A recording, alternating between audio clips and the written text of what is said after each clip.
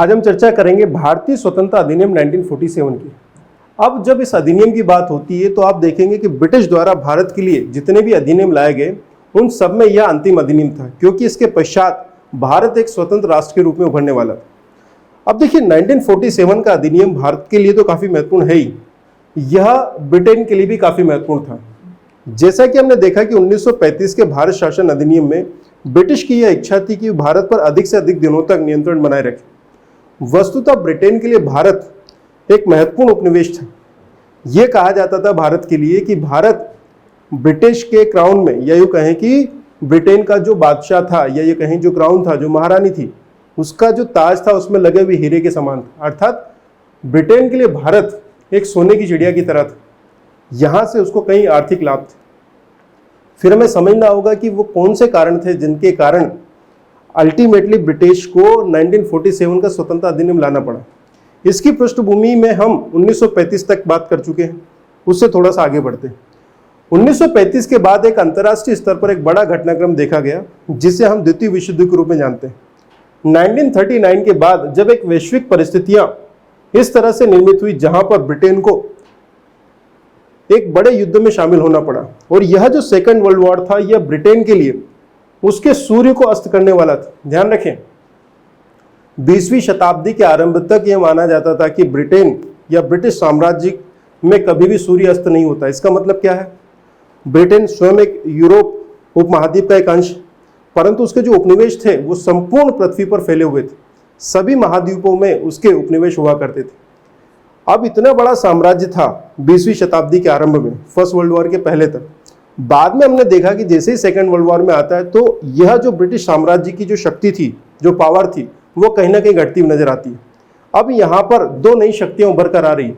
एक तरफ है अमेरिका, तो दूसरी तरफ है एक मार्क्सवादी, समाजवादी या साम्यवादी राष्ट्र रूस। एक तरफ अमेरिका का उद्भव हो रहा है और दूसरी तरफ ब्रिटेन का पतन हो रहा है। इन परिस्थितियों में जब भारत में ब्रिटिश का शासन है और सेकेंड वर्ल्ड वॉर चल रहा है, तब ब्रिटेन पर काफी बड़ा दबाव है कि वह भारतीयों से सहयोग प्राप्त करे। अब ब्रिटेन भारत से कैसे सहयोग प्राप्त कर सकता था? जैसा कि हमने फर्स्ट वर्ल्ड वॉर देखा, प्रथम विश्व युद्ध में भी ब्रिटेन भारत से सहयोग चाहता था। अब जब उसने सहयोग की मांग की, भारतीयों ने की, किंतु भारतीयों को जो अपेक्षा थी ब्रिटिश से कि वो भारत को स्वराज की तरफ लेकर जाएंगे, या भारतीयों को अधिक रियायतें देंगे, या भारत के लिए बड़ी व्यापक घोषणाएं करेंगे जो कि भारतीयों को लाभ प्रदान करेंगे। परंतु हमने क्या देखा? Rowlatt act. हमने क्या देखा? 1919 का अधिनियम, जिसमें भारतीयों को नियंत्रित करने का प्रयास किया गया। तो भारत में एक तरफ उफनता हुआ राष्ट्रवाद है। अब समझना है, ध्यान दीजिए, यहां पर भारतीयों के सामने एक नया विकल्प। नया विकल्प क्या है? मार्क्सवादी विचारधारा से युक्त रूस। अब भारत का एक बड़ा वर्ग मार्क्सवादी विचारों की तरफ झुकाव रखता है, और ब्रिटेन क्या है? एक पूंजीवादी राष्ट्र। अब उसको इस मार्क्सवादी विचारधारा से या उस राष्ट्रों के समूह से भी सतर्क रहना है। ऐसी स्थिति में वो भारत के लिए कई प्रकार की रियायतों की बात करेगा। निश्चित ही उसकी स्थिति कमजोर होती जा रही है। इधर भारत में क्या चल रहा है?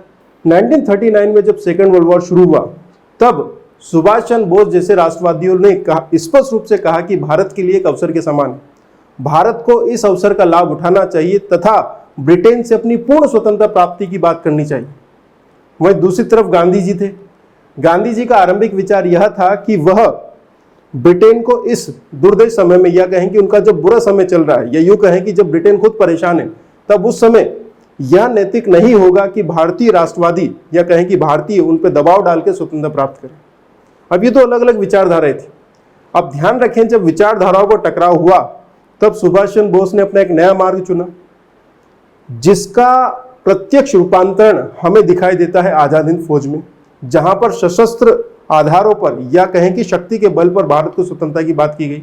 दिल्ली चलो का नारा दिया गया, कहा गया तुम मुझे खून दो मैं तुम्हें आजादी दूंगा। वही आरंभिक स्तर के गांधी, जो कि सेकेंड वर्ल्ड वॉर के आरंभ में बात कर रहे थे कि हमें नैतिक रूप से सही रहना है, हमें पवित्र साध्य के लिए पवित्र साधनों का प्रयोग करना है। जब गांधी जी ये बात कर रहे हैं, तब वो व्यक्तिगत सत्याग्रह की बात करते हैं। व्यक्तिगत सत्याग्रह जब सफल होता हो नहीं दिखाई देता, और वह गांधी जी जब देखते हैं कि उनके इस आग्रह को कि भारतीय ब्रिटेन का साथ दें, बावजूद उसके ब्रिटेन भारतीयों को कुछ भी रियायतें देने को तैयार नहीं है या भारत को स्वतंत्रता की बात नहीं कर रहे, तब हम देखते हैं 1942 में भारत छोड़ो आंदोलन। अब भारत छोड़ो आंदोलन में गांधी जी नारे देते हैं करो या मरो का। मैं ये नहीं कह रहा हूं कि गांधी जी यहाँ कह रहे हैं कि अब हम हिंसा का सहारा लेंगे। गांधी जी बस ये कह रहे हैं कि हम अहिंसात्मक तरीके से भारत को स्वतंत्र कराने का प्रयास करेंगे और अगर इस दिशा में हमारी मृत्यु भी जाती है तो वो भी हमें स्वीकार्य है। वहीं दूसरी तरफ हम देखते हैं शाही नौसेना विद्रोह, ऐसे कई ऐसी गतिविधियां हैं जो इस समय लगातार दबाव डाल रही है ब्रिटेन पे कि वो भारतीयों के लिए रियायतों का एक नया क्षेत्र लेकर आए। एक तरफ भारतीय राष्ट्रवादी थे जो ये चाहते थे कि भारत को पूर्ण स्वतंत्रता प्राप्त हो, दूसरी तरफ ब्रिटिश यह चाहते थे कि वह भारतीयों को कुछ रियायतें प्रदान करके उनका सहयोग प्राप्त कर सके द्वितीय विश्व युद्ध में।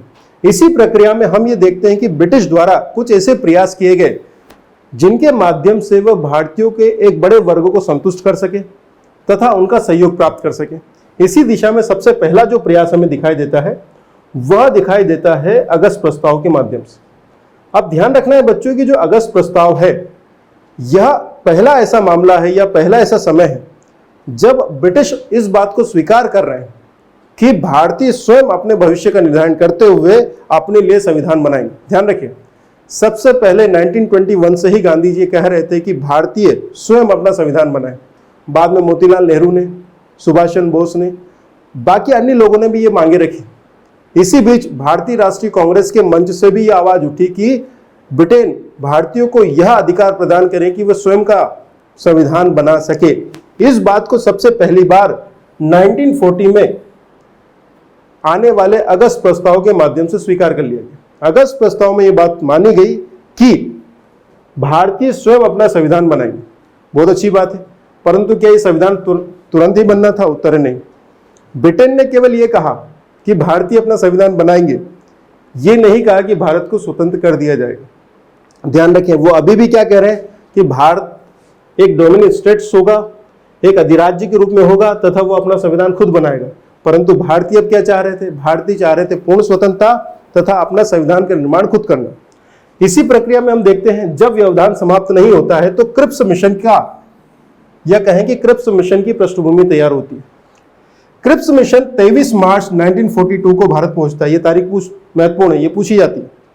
और यहां पर क्रिप्स मिशन बहुत सारे प्रोविजंस करता है, किंतु उन प्रोविजंस में सबसे महत्वपूर्ण यह है कि वह कहता है कि युद्ध जब समाप्त हो जाएगा, जब सेकेंड वर्ल्ड वॉर समाप्त हो जाएगा, तब भारतीयों को उत्तरदायी शासन प्रदान कर दिया जाएगा। ध्यान रखें, यह अप्रत्यक्ष रूप से स्वतंत्रता की बात हो रही, परंतु इसको पूर्ण स्पष्ट शब्दों में स्पष्ट नहीं किया गया था क्रिप्स प्रस्ताव में। आगे बढ़ते हैं। नए ब्रिटिश गवर्नर जनरल तथा वायसराय वेवेल भारतीयों से सहयोग प्राप्त करने की दिशा में एक वेवेल योजना प्रस्तुत करते हैं तथा उस पर चर्चा के लिए शिमला सम्मेलन आयोजित करते हैं, जिसमें सभी भारतीय राष्ट्रवादियों, विशेषकर भारतीय राष्ट्रीय कांग्रेस, मुस्लिम लीग, सिखों, ईसाइयों तथा अन्य दलितों या फिर कहें कि अन्य गुटों को आमंत्रित करते हैं। हालांकि शिमला सम्मेलन आयोजित होता है परंतु यह सफल नहीं हो पाता, यह असफल हो जाता। तो इस तरह से वेवेल प्लान भी असफल होता है। अब ये प्रक्रिया निरंतर चल रही है। ब्रिटिश चाह रहे हैं कि भारतीयों से सहयोग स्थापित हो जाए और कहीं ना कहीं भारतीयों को संतुष्ट कर दिया जाए। इसी दिशा में अगला जो प्रयास है वो है कैबिनेट मिशन के रूप में। अब कैबिनेट मिशन प्लान से संबंधित कई सारे प्रश्न आपको प्रीलिम्स में, मेंस में मिलते हैं। सबसे पहले तो प्रश्न पूछा जाता है कि कैबिनेट मिशन कब आया, तो इसकी तारीख ध्यान रखें, मार्च 1946 ये तारीख है। दूसरा, इसके सदस्य कौन कौन थे? पहला है पैथिक लॉरेंस, दूसरे हैं स्टेफोर्ड क्रिप्स, तीसरे हैं एवी अलेक्जेंडर। ये कुछ प्रारंभिक परीक्षा हेतु काम हो गया। अब आगे बात करते हैं। कैबिनेट मिशन प्लान को हम विस्तार पूर्वक पढ़ चुके हैं। खैर, अभी हम क्या चर्चा कर रहे हैं? हम चर्चा कर रहे हैं इसके एक विशेष प्रावधान की, और वो है संविधान सभा का गठन की बात। कैबिनेट मिशन प्लान के अंतर्गत संविधान सभा के गठन की बात की गई थी। इसके अन्य प्रावधान चाहे लागू ना हो, इस पर सहमति बन गई और इसी प्लान के आधार पर, कैबिनेट मिशन प्लान के आधार पर भारत की संविधान सभा का गठन हुआ और इसी संविधान सभा ने भारत के लिए संविधान का निर्माण भी किया। तो अब हम देखते हैं बच्चों कि ये वो पृष्ठभूमियां हैं जहां पर 1947 में भारतीय स्वतंत्रता अधिनियम निर्मित हुआ। अब देखिए, 15 अगस्त 1947 वह तारीख थी जब भारतीय स्वतंत्रता अधिनियम लागू हुआ। किंतु इससे पहले कुछ अन्य महत्वपूर्ण तारीखें हैं जिनकी तरफ आपका ध्यान जाना चाहिए, जैसे कि 20 फरवरी 1947, ध्यान रखें 20 फरवरी 1947, यहां पर क्या मिलेगा आपको, ब्रिटिश प्रधानमंत्री क्लेमेंट एटली की घोषणा। यह एक ऐसी महत्वपूर्ण तिथि है, एक ऐसी महत्वपूर्ण घोषणा है जिसने भारतीय स्वतंत्रता अधिनियम का आधार प्रस्तुत किया। क्लेमेंट एटली ने इस तारीख को यानी कि 20 फरवरी 1947 को यह घोषणा की कि ब्रिटेन भारत से जून 1948 से पहले चले जाएंगे। उन्होंने सीधे कहा कि जून 1948 से पहले हमारी योजना है कि हम भारत को पूरी तरह से छोड़ दें, चाहे तो जो उत्तरदायी व्यक्तित्व हैं या संगठन उनके हाथों में छोड़कर या फिर उनके बगैर। यहां पर क्लेमेंट एटली ने स्पष्ट घोषणा की है कि हम जून 1948 के आगे भारत में नहीं रहेंगे। अब इसी प्रक्रिया में क्लेमेंट एटली लॉर्ड वेवेल के स्थान पर माउंटबेटन को भारत का वायसराय नियुक्त करते हैं। जब माउंटबेटन को भारत का वायसराय नियुक्त किया गया तब उन्हें स्पष्ट रूप से कहा गया कि उनका प्रमुख कार्य है भारतीयों के सत्ता हस्तांतरण को सुगम तथा सरल बनाना। माउंटबेटन जैसे ही भारत आते हैं तो सबसे पहले वो अलग अलग व्यक्तित्व से मुलाकात करते हैं। वो गांधी जी से मिलते हैं, वो नेहरू से मिलते हैं, वो जिन्ना से मिलते हैं तथा अलग अलग गुटों से, संगठनों के व्यक्तित्व से बात करते हैं और अंतिम रूप से उनको वो तैयार करते हैं भारत के लिए, या कहें कि भारत के विभाजन के लिए। इसी प्रक्रिया में 24 मार्च 1947 को यहां आने के पश्चात वो सभी वर्गों से बात करके अपनी एक योजना प्रस्तुत करते हैं जिसे भारतीय इतिहास में 3 जून प्लान या माउंटबेटन योजना कहा गया। ध्यान रखें, 3 जून प्लान या माउंटबेटन योजना प्रस्तुत की है लॉर्ड माउंटबेटन द्वारा और वस्तुतः यह योजना कुछ और नहीं बल्कि भारत को स्वतंत्र करने की, या दूसरे शब्दों में कहें कि भारत और पाकिस्तान के विभाजन की तथा ब्रिटेन का भारत से छोड़कर चले जाने की योजना है। इस तरह से बच्चों, यह वो पृष्ठभूमि है जिसमें 20 फरवरी 1947 को ब्रिटिश प्रधानमंत्री क्लेमेंट एटली की घोषणा कि जून 1948 से पहले हम भारत छोड़ देंगे। अगला, लॉर्ड वेवेल के स्थान पर माउंटबेटन का भारत का वायसराय बनना या गवर्नर जनरल बनना। यहां आने के पश्चात यानी कि 24 मार्च 1947 के बाद उनका प्रमुख कार्य सभी भारतीयों से सहमति प्राप्त करके 3 जून प्लान को प्रस्तुत करना ताकि भारत को स्वतंत्र किया जा सके, या दूसरे शब्दों में कहें कि भारत का विभाजन करके यहां से ब्रिटिश आसानी से जा सके। इस प्रक्रिया में ही हम देखते हैं बच्चों की जो 3 जून प्लान था, यही कालांतर में भारतीय स्वतंत्रता अधिनियम 1947 बना। अब इसके कुछ प्रमुख प्रावधान हम एक एक करके देखते हैं। इसका पहला प्रावधान यह था कि 2 अधिराज्यों, अब ध्यान रखें यहां अधिराज्यों की बात हो रही है, डोमिनेंट स्टेट्स की स्थापना होगी। अगर सामान्य भाषा में बात करें तो भारत और पाकिस्तान 2 स्वतंत्र राष्ट्र होंगे जो कि ब्रिटिश भारत से अलग होंगे, परंतु उनका दर्जा उस समय तक डोमिनेंट स्टेट्स का रहेगा जब तक कि वह स्वयं के लिए अपना संविधान बना न रहे और उसके पश्चात उसे लागू ना कर ले। इसी तरह का एक प्रश्न पूछा गया था आईएएस प्रीलिम्स एग्जामिनेशंस में। पूछा यह गया था कि 15 अगस्त 1947 से लेकर 26 जनवरी 1950 तक भारत की स्थिति किस प्रकार की थी? क्या वो एक स्वतंत्र राष्ट्र था? ऑप्शन बी, क्या वो गुलाम राष्ट्र था? उसका सही आंसर है कि भारत की स्थिति थी डोमिनेंट स्टेट्स की।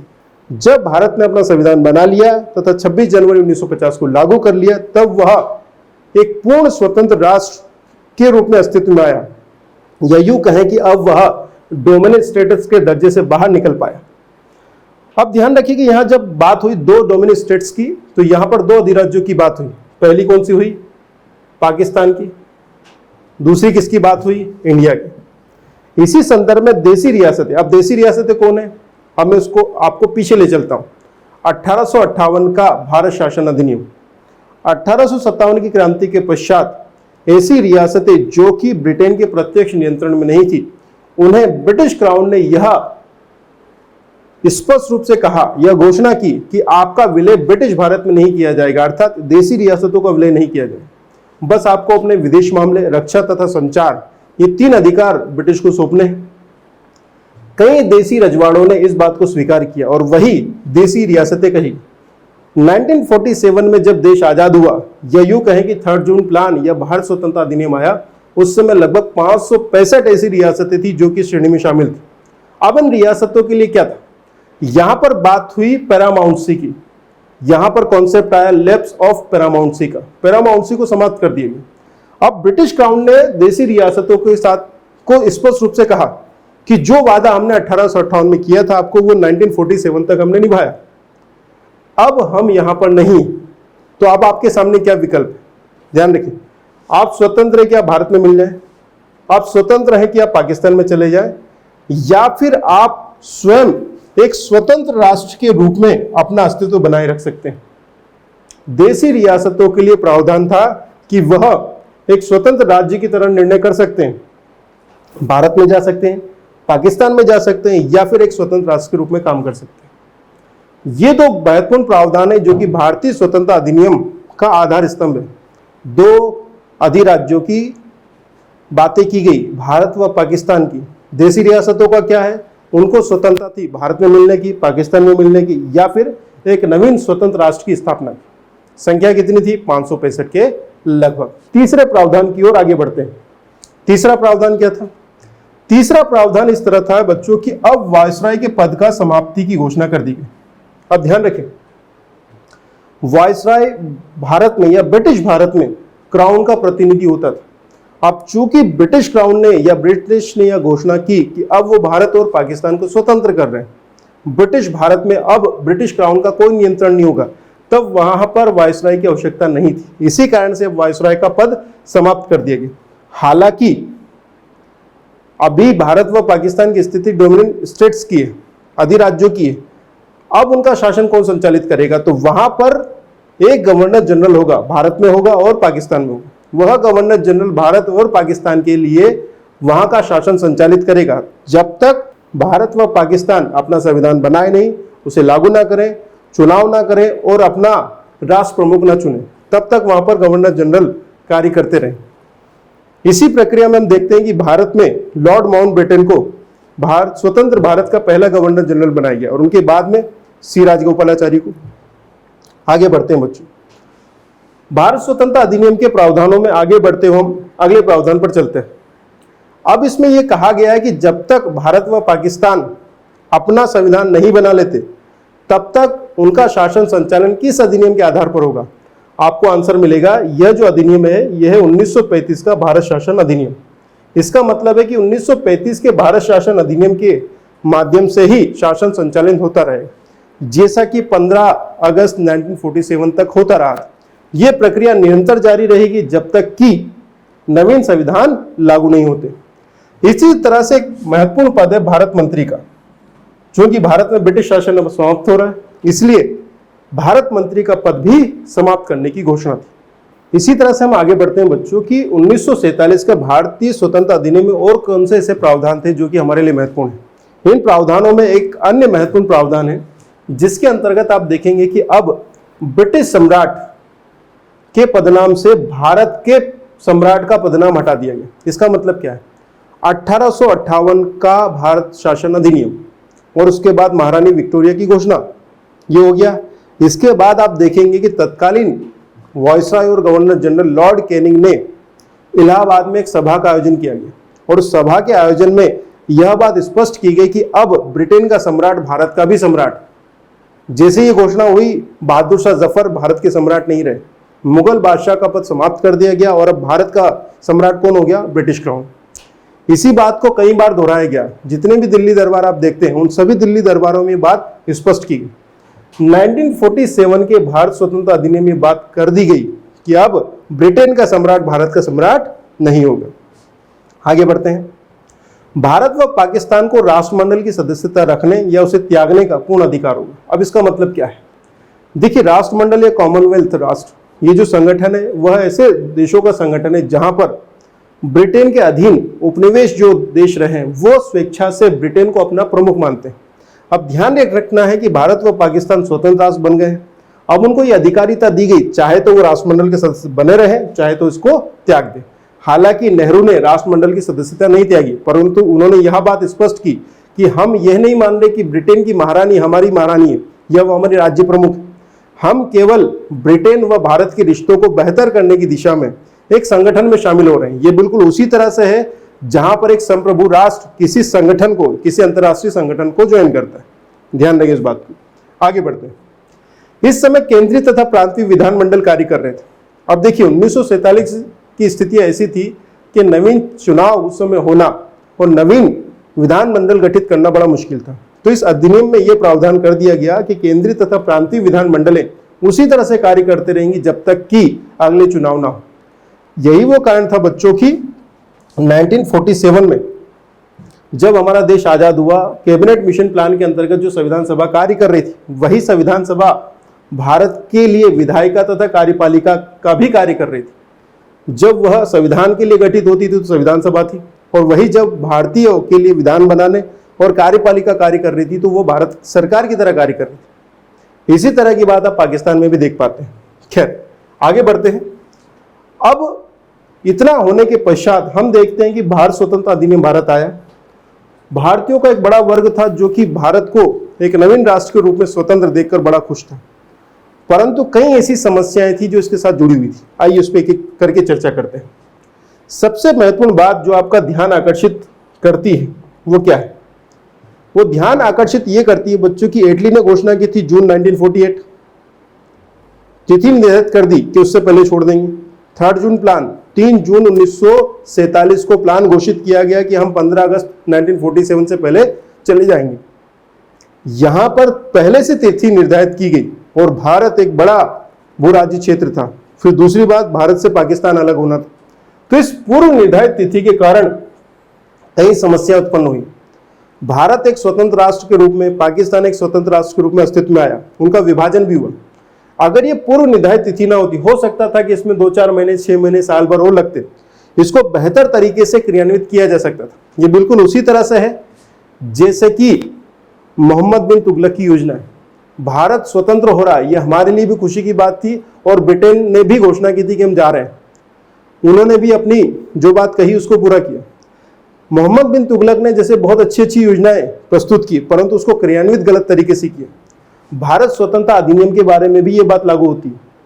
उन्होंने पूर्व निर्धारित तिथि के अनुरूप कार्य किया, जिसके कारण भारत में कई तरह की समस्याएं उत्पन्न हुई। भारत का विभाजन होना था, रेड क्लिफ को अपना कार्य पूरा करना था। ये हड़बड़ाहट वाला काम नहीं था बच्चों। इस हड़बड़ाहट ने कई तरह की समस्याओं को जन्म दिया, प्रशासनिक दिक्कतों को जन्म दिया, और इसका भुगतान भारत को और पाकिस्तान के लोगों को करना था। और ये सबसे बड़ी मानवीय त्रासदी के रूप में उभर कर सामने आया। जब सीमाओं का निर्धारण नहीं हो पाया ढंग से, देशी रियासतों के संदर्भ में जो प्रावधान थे, उन प्रावधानों के कारण कई ऐसी समस्याएं उभरी जो आज तक बनी हुई, जैसे कि जम्मू कश्मीर, हैदराबाद, जूनागढ़ जैसे राष्ट्र व्यवहारिकता को ध्यान में न रखते हुए भी स्वतंत्र राष्ट्र के रूप में, या फिर कहें कि एक भारत विरोधी राष्ट्र के रूप में उभरने आरंभ किए, जिसके कारण कश्मीर जैसी समस्याएं, हैदराबाद में संघर्ष की स्थिति उत्पन्न हुई, जूनागढ़ का विलय पुलिस कार्रवाई के माध्यम से हुआ। ये ऐसी दिक्कतें थी जो कि इस अधिनियम के प्रावधानों से उत्पन्न थी। इस बात को आप समझे। 565 रियासतें, जिसमें कुछ रियासतें ऐसी थी जैसे हैदराबाद और जम्मू कश्मीर जो काफी बड़ी थी, वहीं कुछ ऐसी रियासतें थी जो कुछ वर्ग किलोमीटर में फैली हुई है और वहां की कुल जनसंख्या मुट्ठी भर है। अब मुट्ठी भर जनसंख्या वाली रियासतों को यह अधिकार कि वो चाहे तो भारत में, चाहे तो पाकिस्तान में, चाहे तो स्वतंत्र राष्ट्र। अब देखिए, सैद्धांतिक रूप से तो ये कहना और सुनना अच्छा लगता है, परंतु व्यावहारिकता क्या है? कि संभव था कि हैदराबाद जैसा राज्य जो कि चारों तरफ से भारत से घिरा है और वहां पर भारत विरोधी भावनाएं संचालित होती रहे, ये संभव नहीं था। ऐसी स्थिति में उस समय भारत स्वतंत्रता अधिनियम 1947 के जो प्रावधान थे, उनकी अपेक्षा भूगोल काफी महत्वपूर्ण हो गया था। जैसे कि हैदराबाद का विलय के पश्चात कहीं कोई समस्या नहीं आई, जूनागढ़ के बाद में कच्छ के रण की समस्या आई, कश्मीर का विलय आज भी एक समस्या बना हुआ क्योंकि उसका भूगोल एक तरफ उसको अनुमति देता है कि वह पाकिस्तान से जुड़ा रहे, चीन का इन्वॉल्वमेंट भी है, अंतर्राष्ट्रीय सीमाओं पर अफगानिस्तान की सीमाएं भी पीओके से लगती है, उसी तरह से भारत। तो यहां पर भूगोल ने नई समस्या उत्पन्न की, और यह समस्या उत्पन्न नहीं होती अगर ब्रिटिश पहले से ही जम्मू कश्मीर, हैदराबाद, जूनागढ़ जैसी बड़ी रियासतों से चर्चा करके यह सुनिश्चित करते कि वो या तो भारत में विलय करें या पाकिस्तान में, क्योंकि उस समय एक स्वतंत्र राष्ट्र बनना और उसको लंबे समय तक जीवित रखना संभव नहीं था। यही कारण है कि 565 रियासतों में से एक भी ऐसी आज रियासत नहीं है जो कि भारत और पाकिस्तान के अतिरिक्त कोई नवीन स्वतंत्र राष्ट्र के रूप में उभरी और बनी भी रही। खैर, आगे बढ़ते हैं। तो मानवीय त्रासदी हमने देख लिया, जम्मू कश्मीर की समस्या हमने देख ली। इसी तरह से भारत और पाकिस्तान के संघर्ष को भी आधार बिंदु के रूप में आप भारतीय स्वतंत्रता अधिनियम के प्रावधानों में ढूंढ सकते हैं। अब हमने देखा कि इतनी सारी समस्याएं इस अधिनियम से जुड़ी रही, इसका अच्छाई क्या थी, इसमें क्या ऐसा था जो हमारे लिए आज खुशी की बात। एक ही शब्द है बच्चों, भारत की स्वतंत्रता। 1947 के भारतीय स्वतंत्रता अधिनियम की सबसे महत्वपूर्ण बात थी भारत को स्वतंत्र करना। ध्यान रखें, ये एक ऐसी चाहत थी जिस चाहत को पालने हुए कई पीढ़ियां निकल चुकी थी। गांधी जी लगभग अपने अंतिम समय में थे, जिन्ना लगभग अपने अंतिम समय में थे, और कई ऐसे राष्ट्रवादी थे जिन्होंने बलिदान किए थे और जो भारतीय स्वतंत्रता का सूर्योदय नहीं देख पाए। ये भारतीयों के लिए सबसे महत्वपूर्ण प्रावधान था, जिस प्रावधान ने उन्हें वह अंतिम खुशी प्रदान की जिसकी चाहत वो बरसों से पाले हुए थे। यह भारत को स्वतंत्रता प्रदान करने वाला अधिनियम था। परंतु इतना कहना अभी भी सही होगा कि इसको अगर सही तरीके से लागू किया जाता, इसके कुछ प्रावधानों को कुछ बेहतर तरीके से प्रस्तुत किया जाता, तो कश्मीर जैसी समस्या आज उत्पन्न नहीं होती।